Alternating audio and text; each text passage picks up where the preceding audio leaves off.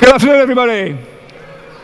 You've probably already noticed that I have an unusual accent. I do not come from this part of the world, though I live here now. And where I do come from, punting is not the same thing as it is over here. Punting has nothing to do with football in my country. It is an aquatic activity. It involves pushing a small boat up and down a river, and it's a very popular recreational activity in the place where I went to university. So the fact that I can do it one-handed is only relevant if you understand that it means that you can hold a beer in the other hand. But that's not what I came here to talk about. So I'm not sure, can everybody hear me? It's pretty noisy, but I hope so. Okay, so I hope you can see all that. I'm going to talk about the work that we do at Sense Research Foundation.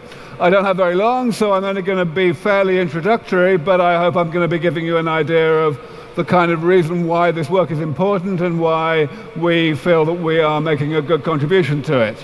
And I'm going to start by pointing out that we have a very curious problem in medical research today.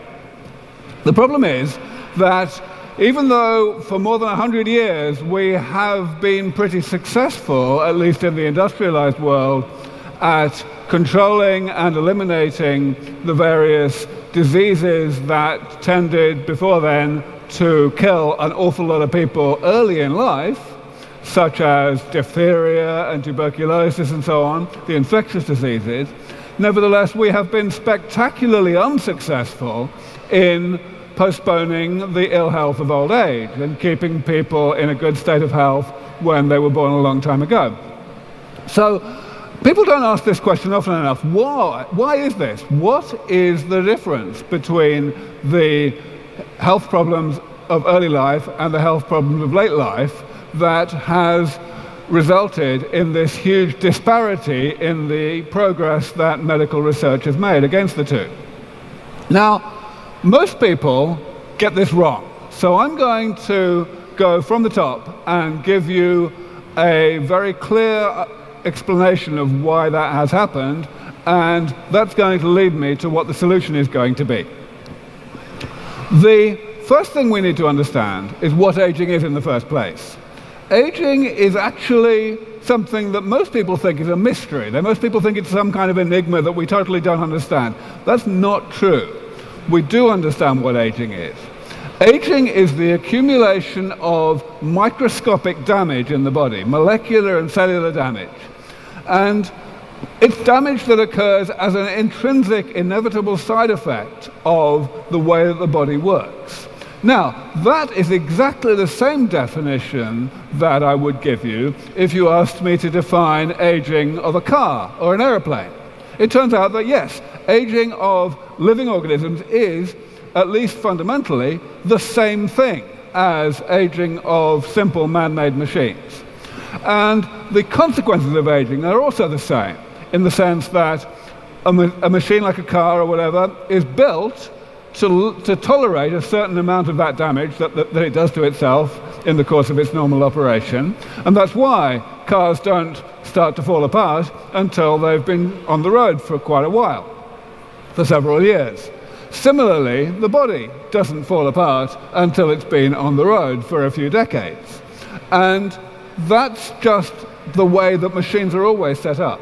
So the top line is really my pithy summary of that. Aging is not an emergent phenomenon of biology, like consciousness, for example. It's a phenomenon of physics. And a machine has aging if it has moving parts, whether or not we call it alive. All right, so in biological terminology, what that means is this, that the network of processes that keep the body alive, which is metabolism, creates damage throughout life, even starting before we're born, and that damage is initially harmless because of the way the body's set up to tolerate a certain amount of damage, but eventually in late life you've got a problem. You've got a lot of problems because there's too much damage. Now, historically, there have been two ways that people have tried to do something about that. The most obvious way, and indeed the most popular way, is the one on the right-hand side of this picture, what I'm calling geriatrics. That means essentially attacking the pathologies of old age directly, trying to eliminate them from the body just as if they were infections.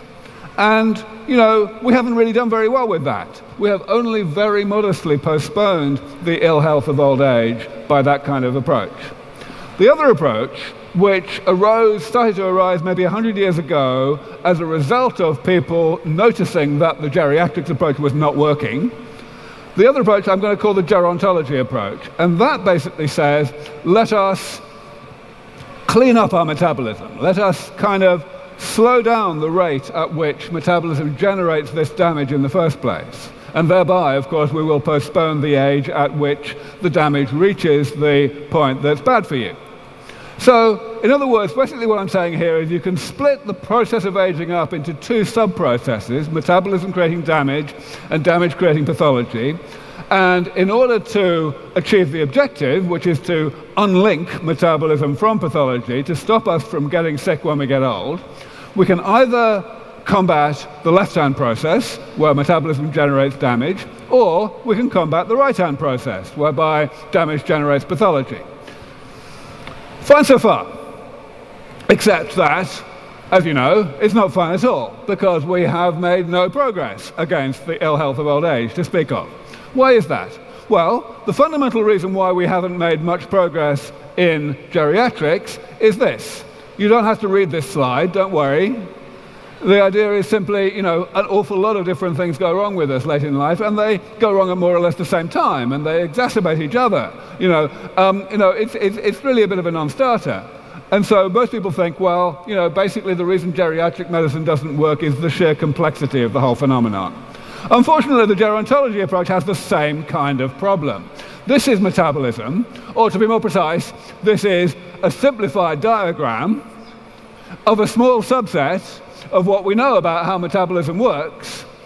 And, even that is an oversimplification because, of course, the amount that we know about how metabolism works is totally dwarfed by the astronomical amount that we don't know, even ignoring all the stuff that we don't even know that we don't know. So, forget it. Not going to happen. We are not going to be able to tweak our metabolism so as to stop it from doing the thing we don't want it to do, the creation of damage, without having unintended consequences. Any of you who write code will see immediately that this is, the ultimate nightmare of uncommented spaghetti code. It's not something we're going to be able to tweak. All right, but luckily, there's a third approach.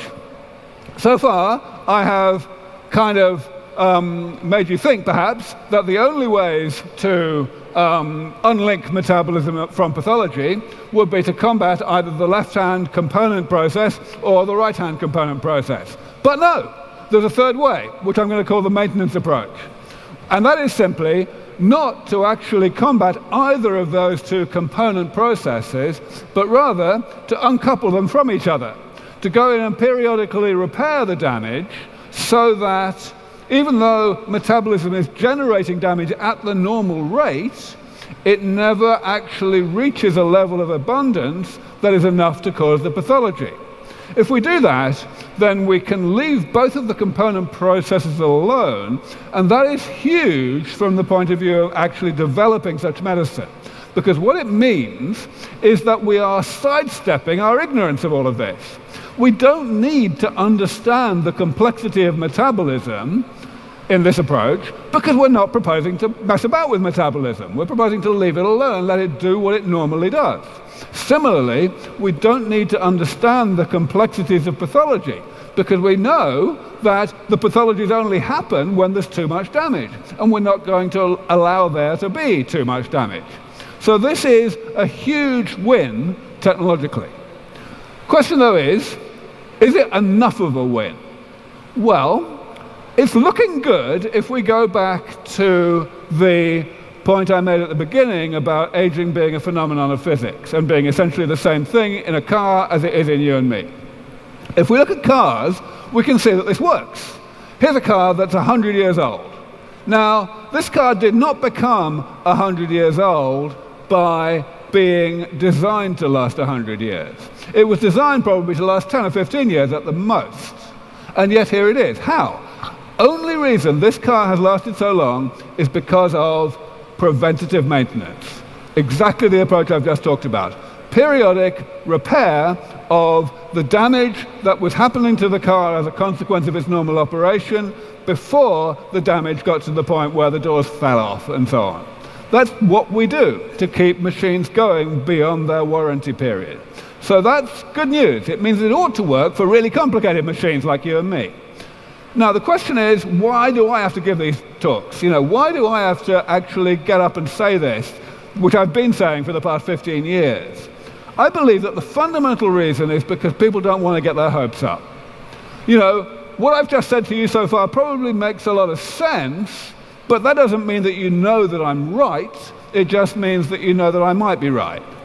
Now the problem is that an awful lot of other people have stood up on podiums over the past 5 millennia and said things that are just as persuasive sounding as what I'm saying today.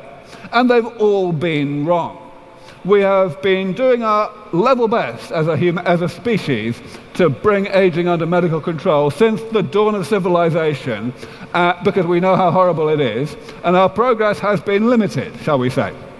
So I believe that a large part of the reason why this is such a difficult message to get across to the human race is because you guys just don't want to get your hopes up. You've been fooled too often, and you have made your peace with aging. You've basically come to the conclusion that it's something you're just going to have to put up with when it happens, and you put it out of your mind by all these stupid reasons like trying to pretend that the world would be even worse if we didn't have aging for some stupid reason. So I say, just wake the hell up. Now is the time to actually pay attention and remember that we've got a lot of technological tools right now that will, in the foreseeable future, allow us to actually succeed in what we have failed to do over the past God knows how many centuries. So let me not try to tell you that this is going to be easy. It is definitely still a big challenge. We definitely need to do a lot of work to get this going. But the question is, how much work? Is it something that we can actually be reasonably confident of achieving in the next few decades? Well, the ultimate answer to that comes down to what I've got on the bottom sentence of this slide. I've told you that by this maintenance approach, we sidestep our ignorance of the enormous complexity of metabolism and also our ignorance of the enormous complexity of pathologies of old age.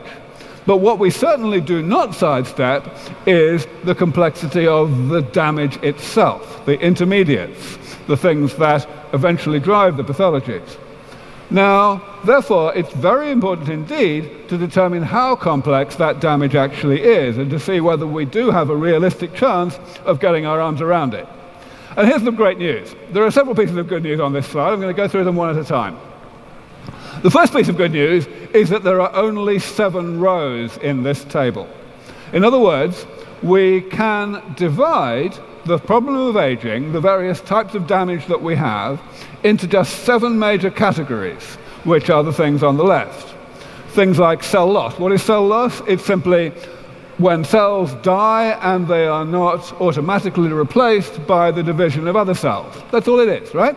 Simple concept, and it definitely happens in the body, and indeed it happens during aging. If it happens too much, then clearly you end up with an organ that doesn't have enough cells to do its job. A great example of this in aging is Parkinson's disease, which is caused by cell loss in a particular part of the brain. So that's the first piece of good news. The second piece of good news I'm going to draw your attention to is the line at the bottom. You may be thinking, well, hang on, how does this guy know that this classification is for real? And that we're not going to just come across category number 8 and category number 9 pretty soon. There are various biological arguments I could give for that conviction, but I'm not going to do that. I'm just going to give you a circumstantial argument, which is actually quite a strong one. And it is that all the 7 things I do have listed there have been very much on the radar of people who study the biology of aging for more than 35 years. Now, that's a hell of a long time to find nothing else. And we've been looking. I mean, we've been looking hard. I've been standing up on stages for the past 15 years and challenging my colleagues to come up with category number 8, and I seem to be getting away with it. So this is good news. This is pretty good news. And the final piece of good news on this slide, which is possibly the biggest of all, is that for every row on this table, there is an entry on the right. In other words, we actually have a fair idea how to implement this thing they call the maintenance approach. Now, of course, if we go back to cell loss, which is something that's certainly important in aging, then I don't really have to tell you much about what the maintenance approach actually is. It is simply stem cell therapy. That's what stem cell therapy is. We just put cells into the body that we have pre-programmed into a state where they know what to do, to divide and transform themselves into replacements for the cells that the body is not replacing on its own. Now, the reason why Sense Research Foundation exists is because the other 6 categories are not so far along, not so well established, and certainly not so well funded as stem cell therapy is. So we need to progress these things to a sufficient level of proof of concept where that can happen. And one thing I'm very, very proud of and very gratified to be able to report is that over the past 2 or 3 years, the Foundation has succeeded in getting several projects to the point where we were able to spin them out into startup companies, which of course are able to access sources of funding that are not available to charities. In particular, it's able to access money from people who just don't like charities, and there are quite a few of those out there. So how have we done this? Well, basically by just damned hard work. Here is a selection of the papers that we have published over the past few years, which have been really, pivotal breakthroughs in various of our research areas. These are areas which had been completely log-jammed, made no progress at all for like 15 years. And we just were able to arrange to work hard enough on them that we made the breakthroughs that were required. So we're very happy about that. Furthermore, our breakthroughs, and indeed other people's breakthroughs, have led to a change over the past decade or more in the expert opinion that, with regard to the feasibility of this maintenance approach. When I first put it forward, it was actually met with a lot of skepticism. A lot of people said this is never going to work. A lot of these things are just too hard.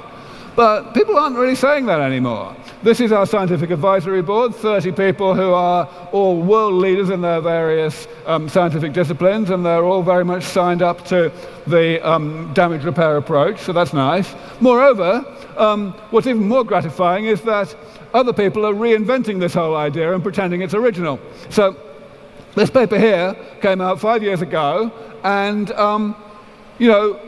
it's a little bit galling that I don't get as much of the credit for this concept as I probably should, but I honestly don't care, because the fact is, when I first put this forward as a nobody who was basically unknown in the field, nobody paid any attention. But now, when really prominent grandees of biology are saying the same thing, it's getting a hell of a lot of attention. The number up there that you should be paying attention to is the one on the right. This paper is going to be by far the most highly cited paper in the biology of aging this decade. And that is a very big deal. Here, as you can see, it's basically a complete reinvention of the concept that I've just described. They decided to split aging into 9 categories rather than 7, but it's the exact same idea. So I'm just going to close in the last minute or so by pointing out how to talk about this to other people.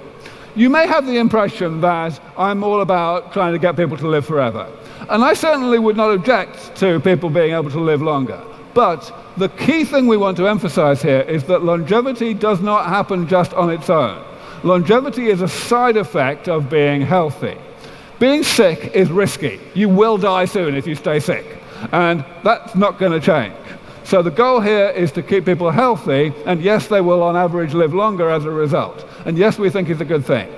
But we should not be thinking about the problems that people constantly raise, like, oh dear, where will we put all the people, or, won't it be boring, or won't dictators live forever? Because that's all basically a ridiculous way to think when you take into account the fact that the option is to let people carry on getting Alzheimer's and getting cancer and getting atherosclerosis and so on. We should not allow ourselves to think this way. There are perfectly good answers to these potential concerns. Yes, we should be anticipating them and doing something about them, and indeed we are, but the fact is this is what really matters with regard to this crusade. We just won't have any Alzheimer's anymore. the elderly will be able to contribute wealth to society rather than just consuming it, so everybody's going to be more prosperous. Everybody's going to be in a sufficiently good state of health that they're going to be able to carry on making the most of what life has to offer. So that's what I really wanted to leave you with. I wrote this book several years ago which covers the biology of all of this in a great deal of detail, and I recommend it to you, and I will stop there. Thank you very much.